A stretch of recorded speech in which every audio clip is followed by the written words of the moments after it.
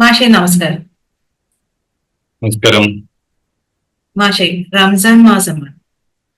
റംസാൻ മാസത്തിൽ ഗാസയിലെ ഒരു അവസ്ഥ അത് വളരെ വേദനാജനകമാണ് എന്നുള്ള റിപ്പോർട്ടുകളൊക്കെ പുറത്തു വരുന്നു. കാരണം അവിടെ അവശ്യ വസ്തുക്കളുടെ വിതരണം പോലും ഇപ്പോൾ ഇസ്രയേൽ അനുവദിക്കുന്നില്ല എന്നാണ് പറയുന്നത്. ഇതിന് വഴങ്ങാതിരിക്കുന്നത് എന്തുകൊണ്ടാണ്? അവിടെ ഒരു ശാന്തിയും സമാധാനവും ഒക്കെ വരണ്ടേ? അവിടെയുള്ള എന്താ പറയാ, അവിടുത്തെ ആളുകൾക്കും ഈ റംസാൻ മാസത്തിലെങ്കിലും ഒരു പ്രതീക്ഷയുടെ ഒരു കിരണങ്ങൾ ലഭിക്കേണ്ടതല്ലേ? തീർച്ചയായും അത് ലോകത്തിന്റെ മൊത്തം ആഗ്രഹമാണ്, പ്രതീക്ഷയാണ് പ്രജിത. പക്ഷേ നിർഭാഗ്യവശാൽ ലോകരാഷ്ട്രീയം, പ്രത്യേകിച്ച് ഇസ്രായേൽ ഫലസ്തീൻ ഇഷ്യൂവില് ഉൾപ്പെടെ ഇന്ന് ചെന്നു നിൽക്കുന്നത് അങ്ങനെ മനുഷ്യത്വം പ്രതീക്ഷിച്ചുകൂടാത്ത ഒരവസ്ഥയിലാണ്. എല്ലാവരും കണക്ക് തീർക്കുകയാണ് പരസ്പരം. വംശീയമായ കണക്ക്, രാഷ്ട്രീയമായ കണക്ക്, അധികാരത്തിന്റെ കണക്ക്, കച്ചവടത്തിന്റെ കണക്ക്, ഈ കച്ചവട ഇടപാടുകളുടെ കണക്ക്, ആയുധങ്ങളുടെ കണക്ക്, യുദ്ധത്തിന്റെ കണക്ക്, പ്രത്യേകിച്ച് ചരിത്രത്തിന്റെ, ഭൂതകാലത്തിന്റെ കണക്ക്, അതൊക്കെ തീർത്തുകൊണ്ടിരിക്കുകയാണ്. ഇപ്പൊ യഥാർത്ഥത്തില് ഫലസ്തീൻ ഇഷ്യൂ എന്ന് പറയുന്നത് 1948 ഐക്യരാഷ്ട്രസഭ ഉണ്ടാക്കിയ ഒരു കരാറ് ഇരുകൂട്ടരും പാലിക്കേണ്ടതായിരുന്നു. യഥാർത്ഥത്തിൽ അന്ന് തങ്ങൾക്ക് വേണ്ടത്ര നീതി കിട്ടിയില്ല എന്ന ഒരു വാദത്തിന്റെ പുറത്ത് അത് അംഗീകരിക്കാതെ പോയത് അറബ് രാജ്യങ്ങളാണ്.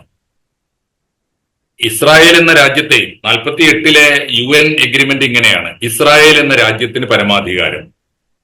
അതോടൊപ്പം തന്നെ പഴയ ഫലസ്തീനെ രണ്ടായിട്ട് വിഭജിക്കുക. ഫലസ്തീന്റെ ഏതാണ്ട് മധ്യത്തിലൂടെയാണ് ജോർഡാൻ റിവർ ഒഴുകുന്നത്, ജോർഡാൻ നദി. അപ്പൊ ജോർഡാൻ നദിയുടെ കിഴക്കുള്ള ഭാഗം ജൂതന്മാരുടെ രാജ്യം എന്ന നിലയിൽ ഇസ്രായേലിന്റെ പരമാധികാരം അനുവദിച്ചു കൊടുക്കുക, അവിടെ ഇസ്രായേൽ സ്ഥാപിക്കുക. ഇപ്പുറത്ത് കിഴക്ക് ഭാഗത്ത് മീൻസ് ഇസ്രായേലിന്റെ ജോർഡാൻ നദിയുടെ കിഴക്ക് ഭാഗം ഇസ്രായേലാക്കി മാറ്റുക, പടിഞ്ഞാറ് ഭാഗം ഫലസ്തീനുമാക്കി മാറ്റുക. എന്നിട്ട് രണ്ട് രാജ്യങ്ങളും സമാധാനത്തോടെ ജീവിക്കുക, രണ്ടു കൂട്ടരും പരസ്പരം സഹോദരങ്ങളായിട്ട് പെരുമാറുക. ഇതായിരുന്നു എഗ്രിമെന്റ്. പക്ഷെ അത് ഒപ്പം ജെറൂസലേം രണ്ടു കൂട്ടർക്കും പ്രിയപ്പെട്ടതാണ്. ജെറൂസലേം നമ്മുടെ സെമിറ്റിക് മതങ്ങളുടെ ആദ്യത്തെ തറവാടാണ്. മോസസിന്റെ ആസ്ഥാനം എന്ന് വെച്ചാൽ ജൂതമതത്തിന് ആണ് ആദ്യം പ്രിയപ്പെട്ടത്. രണ്ടാമത് ക്രിസ്ത്യാനിറ്റിക്ക് പ്രിയപ്പെട്ടതാണ്. മൂന്നാമത് ഇസ്ലാമിനും പ്രിയപ്പെട്ടതാണ്. മൂന്ന് മതങ്ങളുടെയും ഒരു തീർത്ഥാടന കേന്ദ്രമാണ് ജെറൂസലേം. അതിനെ ഒരു കോമൺ പ്രോപ്പർട്ടി ആക്കി, നോമാൻസ് ലാൻഡ് ആക്കിയിട്ട്, അതായത് അത് ഫലസ്തീൻ അകത്താണെങ്കിൽ പോലും അവരുടെ സ്വന്തമല്ല, അത് ലോകത്തിന്റെ പൊതുസ്വത്താക്കി മാറ്റിക്കൊണ്ടുള്ള ഒരു കരാറാണ് വന്നത്. നിർഭാഗ്യവശാൽ അന്നത് പാലിക്കാതെ പോയത് അറബ് രാജ്യങ്ങളാണ്. ഇസ്രായേൽ അംഗീകരിച്ചു, പക്ഷെ അന്ന് അത് ഫലസ്തീൻ അംഗീകരിച്ചില്ല എന്ന് മാത്രമല്ല, ഫലസ്തീന്റെ കൂടെ നിന്ന 5 അറബ് രാജ്യങ്ങൾ അംഗീകരിച്ചില്ല എന്ന് മാത്രമല്ല, അതിനെതിരായി ഇസ്രായേലിൻ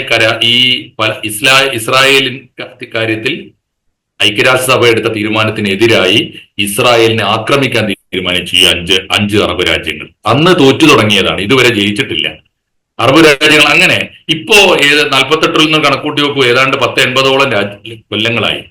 80 കൊല്ലത്തെ നിരന്തരമായ പോരാട്ടം, ഒത്തുതീർപ്പ്, താൽക്കാലികമായ ഒത്തുതീർപ്പുകൾ, ആ ഒരു ചരിത്രം ഈ 80 കൊല്ലം കൊണ്ട് സംഭവിച്ചത് എന്താണെന്നറിയോ? 80 കൊല്ലം കൊണ്ട് ഇസ്രായേൽ ലോകത്തിലെ ഏറ്റവും ശക്തമായ രാജ്യമായി.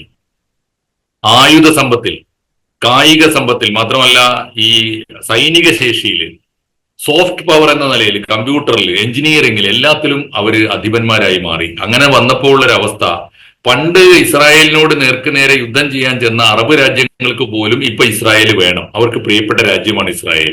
അറബ് രാജ്യങ്ങളിലൊക്കെ വലിയ തോതിൽ എഞ്ചിനീയറിംഗ് കരാറുകൾ എടുക്കുന്നത് ഇസ്രായേലാണ്.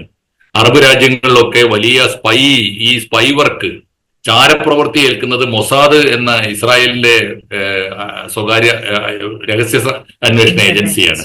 അപ്പൊ അതുകൊണ്ട് ഇസ്രായേലിനെ എല്ലാവർക്കും വേണമെന്നൊരവസ്ഥ വന്നു. ഫലസ്തീൻ ആകട്ടെ അന്ന് 48 എടുത്ത തെറ്റായ തീരുമാനത്തിന്റെ ഫലമായി പിന്നീട് ഓസ്ലോ കരാർ ഉൾപ്പെടെ പല കരാറുകളും വന്നപ്പോഴും ഒത്തുതീർപ്പാവാൻ സൗകര്യമുണ്ടായിരുന്നു, അവരതിൽ നിന്നില്ല. അന്നും ദുർവാശി പിടിച്ചു. അപ്പൊ അവർ പറഞ്ഞത്, അവരുടെ വാദം ഇതാണ്, വാദം അന്നത്തെ അവസ്ഥയിൽ ശരിയാണെന്ന് പറയാം. അവരുടെ വാദം ഇതാണ്: ഫലസ്തീൻ ഞങ്ങളുടെ നാടാണ്, അവിടെ ലോകമെങ്ങുമുള്ള ജൂതന്മാരെ കൊണ്ടുവന്ന് കുടിയിരുത്താൻ തീരുമാനിച്ചത് അമേരിക്കൻ UK അജണ്ടയാണ്, അത് ഞങ്ങൾ അംഗീകരിക്കില്ല എന്നാണ് വാദം. രണ്ടാമത്തെ തർക്കം ഉണ്ടായത് ജോർഡാൻ റിവറിനെ ആസ്പദമാക്കിയിട്ട് തീരുമാനിക്കുമ്പോൾ ജനസംഖ്യാനുപാതികമായ ഏരിയ കിട്ടുന്നില്ല. ജനസംഖ്യക്ക് ഈ ജോർഡാൻ റിവറിന്റെ കിഴക്കുഭാഗം വലിയൊരു ഏരിയ ഉണ്ട്. ആ ഏരിയ മുഴുവനും ജനസംഖ്യാനുപാതികമായി നോക്കിയാൽ ഇസ്രായേലിന് കൊടുക്കുന്നത് ന്യായമല്ല. ഇങ്ങനെയുള്ള വാദങ്ങളാണ് അവർ ഉന്നയിച്ചത്. എന്തൊക്കെ പറഞ്ഞാൽ ഇപ്പോ ഈ കഴിഞ്ഞ 80 കൊല്ലം കൊണ്ട് ഇസ്രായേൽ ശക്തമായ രാജ്യമായി. പലസ്തീൻ ഒരു രാജ്യം പോലും അല്ലാതായി. ലോകത്തിന്റെ രാഷ്ട്ര ഭൂപടത്തിൽ പലസ്തീൻ ഇല്ലല്ലോ. നമ്മുടെ കോർപ്പറേഷൻ തെരഞ്ഞെടുപ്പ് പോലെ ഒരു തെരഞ്ഞെടുപ്പ് അവിടെ നടക്കും. അങ്ങനെയാണ് അവിടെ ഈ ഫത്തഹ് പാർട്ടി അധികാരത്തിലിരിക്കുന്നത്. മഹ്മൂദ് അബ്ബാസ് പ്രസിഡന്റ് ആണെന്ന് പറയുന്നു. രാജ്യത്തിന്റെ അല്ല, പലസ്തീൻ അതോറിറ്റിയുടെയാണ്. പലസ്തീൻ അതോറിറ്റി എന്ന് പറയുന്നത് നമ്മുടെ ഒരു കോർപ്പറേഷനോ ഒക്കെയാണ്. അപ്പോ രാജ്യമില്ലാതെ പോയി. അതുകൊണ്ട് തന്നെ പലസ്തീന് സേനയില്ല. പലസ്തീൻ സേനയില്ലാത്തത് കൊണ്ട് തന്നെ ഇസ്രായേൽ പിന്നെ പിന്നെ ക്രമേണ അധിനിവേശം തുടങ്ങി, അതിർത്തി നീക്കി, ജോർഡാൻ റിവറിന്റെ ഇപ്പുറത്തേക്കും കടന്നു കയറാൻ തുടങ്ങി. അവർക്ക് ഇഷ്ടമുള്ള സ്ഥലത്തൊക്കെ കൊണ്ടുപോയിട്ട് ഈ ഇസ്രായേൽ പൗരന്മാരെ കുടിയിരുത്താൻ തുടങ്ങി ബലമായി. ഇതിനെയൊന്നും ചെറുക്കാൻ പലസ്തീൻ രാജ്യത്തിന് ഒരു സൈന്യമില്ലാതെ പോയി. അങ്ങനെ വരുമ്പോൾ സൈന്യത്തിന്റെ പണിയെടുക്കാൻ തീവ്രവാദികൾ ഉണ്ടായി. അവർക്ക് പുറത്തു നിന്ന് വലിയ പിന്തുണ കിട്ടി. പ്രത്യേകിച്ച് ഹമാസിനൊക്കെ ഇറാന്റെ പിന്തുണ കിട്ടി. അപ്പൊ ഇതൊക്കെയാണ് നടക്കുന്നത്. അങ്ങനെ വരുമ്പോൾ ഇപ്പോ അവിടുത്തെ ഒരു അവസ്ഥ രണ്ടും കൽപ്പിച്ച് ഇസ്രായേൽ ഇറങ്ങിയിരിക്കുകയാണ്. ഇസ്രായേൽ പറഞ്ഞത് ഇനി ഒരു അസമാധാനം, ഇനി ഞങ്ങൾക്ക് സമാധാനക്കേട് ഒരു ദിവസം പോലും പൊറുപ്പിക്കാൻ സാധ്യമല്ല. ഞങ്ങൾ ഞങ്ങളുടെ ശത്രുക്കളെ വകവരുത്തും. വകവരുത്തുക എന്ന് വെച്ചാൽ വംശനാശം തന്നെ ഞങ്ങൾ വരുത്തും. ഒരു ഹമാസിന്റെ പേര് പറയാൻ ഒരാൾ പോലും ഇസ്രായേലിന്റെ മണ്ണിലല്ല. സത്യത്തിൽ അതിക്രമം കാണിച്ചതാണ് കേട്ടോ. ഓർമ്മയില്ലേ, കഴിഞ്ഞ കൊല്ലം ഒക്ടോബർ 7-ന് അവര് ഹമാസ് തീവ്രവാദികൾ നുഴഞ്ഞു കയറിയിട്ട് ഇസ്രായേലിനെ ഭീഷണിപ്പെടുത്താൻ പോയതാണ്.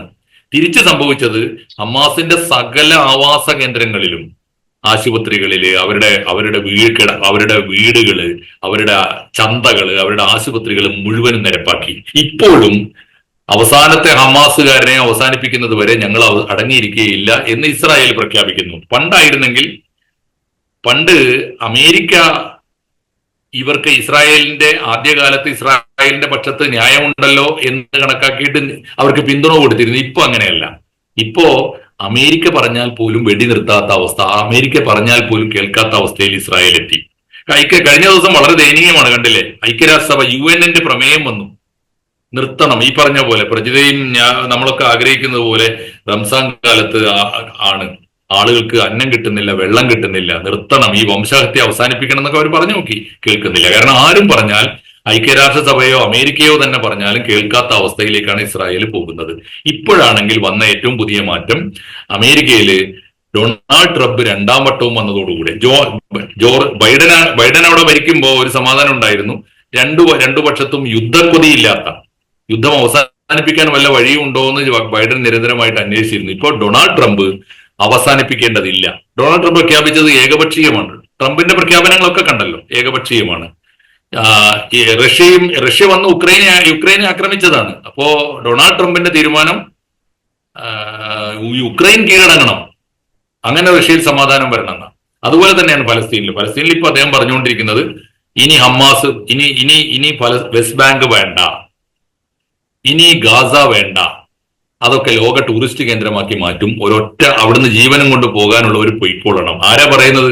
ഇസ്രായേൽ പോലുമല്ല പറയുന്നത്, അമേരിക്കയുടെ പ്രസിഡന്റാണ് പറയുന്നത്. ഇതാണ് ചിത്രം. അതുകൊണ്ട് നമ്മൾ ആഗ്രഹിക്കാമെന്നല്ലാതെ, പ്രാർത്ഥിക്കാമെന്നല്ലാതെ റംസാനാണ് എന്നൊന്നും പറഞ്ഞിട്ട് കാര്യമില്ല.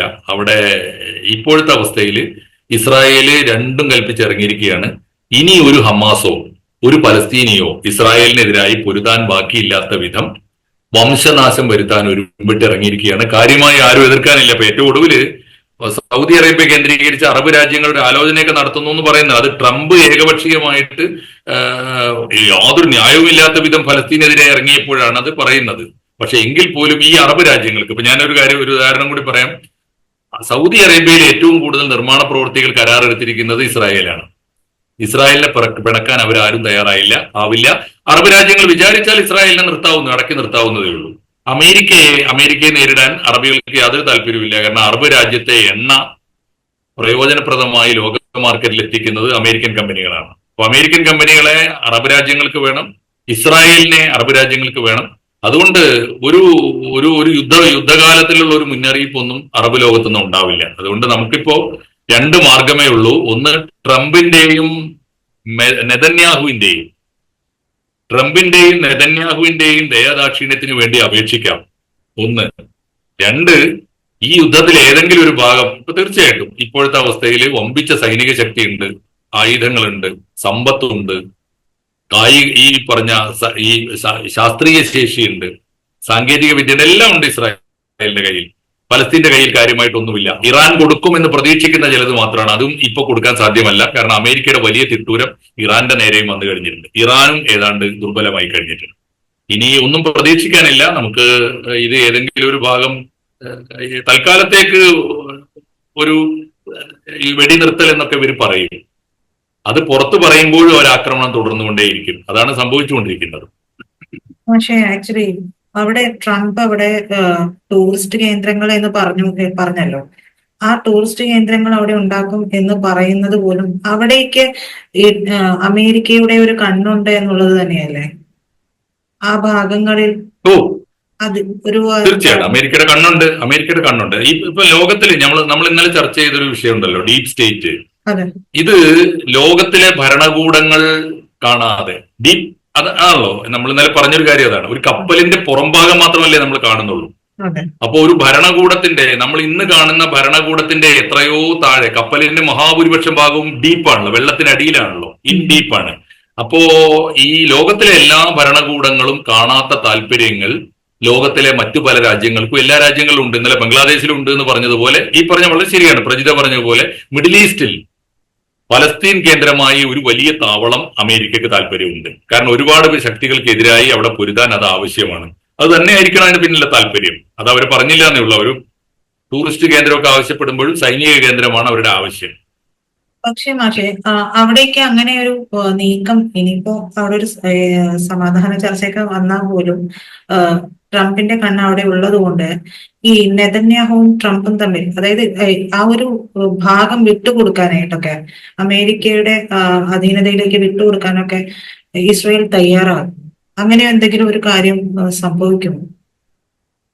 അതിന് സാധ്യത കാണുന്നുണ്ട് ഞാൻ. കാരണം എന്താണെന്ന് വെച്ചാൽ ഇസ്രായേലിന് നഷ്ടമില്ലല്ലോ പ്രജിത, ഇസ്രായേലിന്റേതല്ലല്ലോ. ആഗോള കരാറ് പ്രകാരം 48 അവർക്ക് കിട്ടിയതാണ്. പിന്നെ വേറൊരു കാര്യമുണ്ട്, ഇവർക്കൊക്കെ പറയാവുന്ന ഒരു ന്യായം, യുദ്ധത്തിനൊരു നീതി ഉണ്ടല്ലോ, യുദ്ധനീതി എന്താണ്? നിന്റെ രാജ്യം ഞാൻ എന്റെ കായിക ബലം കൊണ്ട്, സൈനിക ബലം കൊണ്ട് ഞാൻ കീഴടക്കിയാൽ പഴയ രാജസങ്കല്പ പ്രകാരം എന്റേതാണ്. ചൈന ഇന്ത്യയെ കീഴടക്കി ഒരുപാട് രാജ്യങ്ങൾ, ഒരുപാട് പ്രദേശങ്ങൾ നമ്മുടെ അതിർത്തിയിൽ ഇപ്പോഴും അവരുടെ കയ്യിലാണ്. പാകിസ്ഥാൻ കാശ്മീരിന്റെ ഭാഗം കൈയടക്കിയതാണ് പാക് അധീന കാശ്മീർ. അതുപോലെ ഇസ്രായേൽ ഇപ്പോ ചെറുത്തു നിൽക്കാൻ ഹമാസിനോ പലസ്തീനോ കഴിയാത്ത കാലത്തോളം ഇപ്പോ ഗാസയും വെസ്റ്റ് ബാങ്കും ഒക്കെ വേണമെങ്കിൽ ഇസ്രായേലിന്റേതാണെന്ന് അവകാശപ്പെടാം. Might is right. അവരാണല്ലോ ശക്തന്മാർ, അവരുടെ കയ്യിലാണ്. അതുകൊണ്ട് ഞങ്ങളുടേതാക്കി മാറ്റിയിരിക്കുന്ന ഗാസയെ ഇതാ അമേരിക്കൻ താവളത്തിന് വേണ്ടി വിട്ടു തന്നിരിക്കുന്നു എന്ന് അവർക്ക് പറയാൻ ഇന്നത്തെ ആധുനിക ലോകത്ത് നമ്മൾ ന്യായക്കേടൊന്നും കാണേണ്ടതില്ല. അതൊക്കെ സംഭവിച്ചുകൂടായിരുന്നില്ല. അങ്ങനെ സംഭവിച്ച പല താവളങ്ങളും അമേരിക്കക്ക് അങ്ങനെ കിട്ടിയിട്ടുണ്ട് പണ്ട്. ഇപ്പോ പലപ്പോഴും പലയിടത്തും ചൈനക്കും അത്തരം താവളങ്ങൾ കിട്ടുന്നുണ്ട്. ചൈനക്ക് കൊടുത്ത താവളം ആണ് ഇപ്പോ ഈ ബംഗ്ലാദേശിലെ ഒരു കലാപത്തിന്റെ കാരണം, പുതിയ കലാപത്തിന്റെ കാരണം അതാണ്. ചൈനക്ക് ഒരു താവളം കൊടുത്തതാണ്, ഒരു തുറമുഖം പൂർണ്ണമായി നിർമ്മിച്ചോളാൻ അനുമതി കൊടുത്തതാണ്. അത് സംഭവിക്കാൻ സാധ്യതയുണ്ട്.